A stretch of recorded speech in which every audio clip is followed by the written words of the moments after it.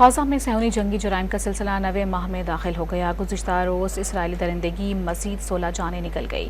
جنگ بندی کے لیے اسرائیل کی جانب سے آمادگی کے اظہار کے بعد مثبت پیش رفت کا امکان پیدا ہو گیا۔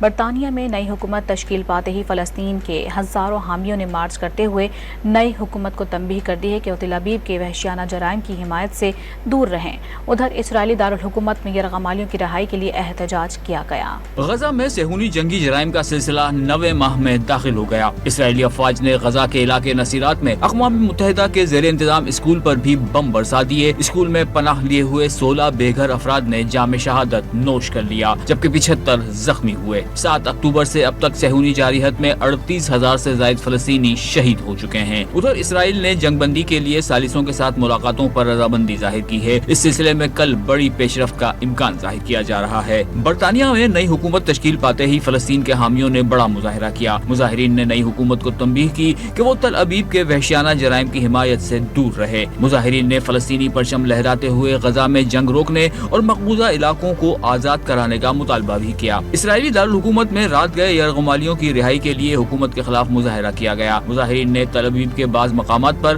آگ لگا کر کئی سڑکیں بند کر دی۔ پولیس نے واٹر کینن کے ذریعے احتجاجیوں کو منتشر کرنے کی کوشش کی اور کئی افراد کو حراست میں لے لیا۔